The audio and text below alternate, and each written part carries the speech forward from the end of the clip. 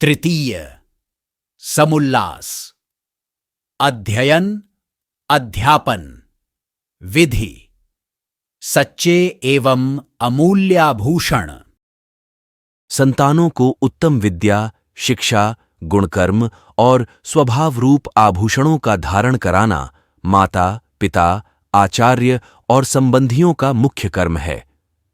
सोने, चांदी, माणिक, मोती, मूंगा आदि रत्नों से युक्त आभूषणों को धारण करने से मनुष्य की आत्मा सुभूषित कभी नहीं हो सकती, क्योंकि आभूषणों के धारण करने से केवल देहाभिमान, विषयासक्ति और चोर आदि का भय तथा मृत्यु का भी संभव है।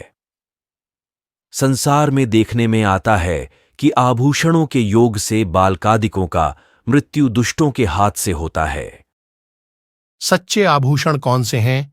विद्या विलास मनसो, धृतशील शिक्षा, सत्यव्रता, रहित मानमलापहारा, संसार दुह खदलनेन, सुभूषिता ये धन्या, नरा, विहित कर्म परोपकारा।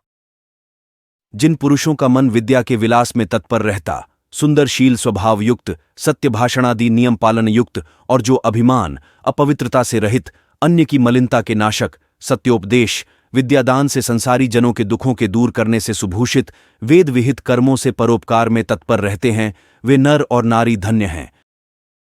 इसीलिए जब बालक 8 वर्ष के हों तभी लड़कों को लड़कों की और लड़कियों को लड़कियों की पाठशाला में भेज दें। गुरुकुल, शिक्षणालय के नियम।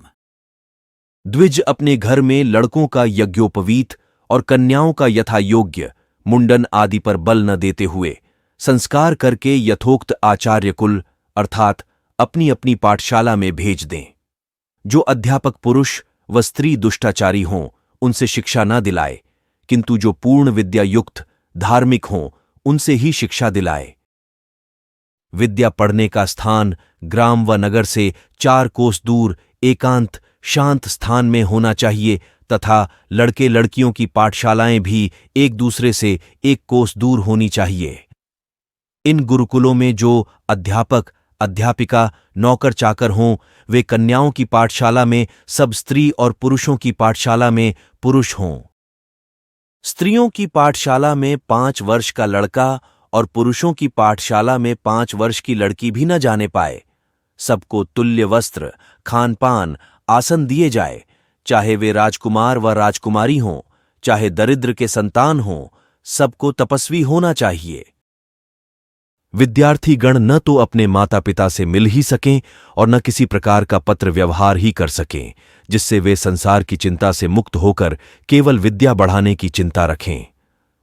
जब भ्रमण करने के लिए जाए तब अध्यापक उनके साथ रहें, जिससे किसी प्रकार की कुचेष्टा न कर सकें और न आलस्य प्रमाद करें। शिक्षा के लिए राज एवं जाति नियम। इस प्रकार के राज नियम और जाति नियम होने चाहिए कि 5वें अथवा 8वें वर्ष के आगे कोई भी माता पिता अपने लड़कों लड़कियों को घर में न रख सकें, पाठशाला में अवश्य भेज दें। जो न भेजें वे दंडनीय हों। यही बात महर्षि मनु ने कन्यानाम सांप्रदानम च कुमाराणा च रक्षणम इन शब्दों में व्यक्त की है।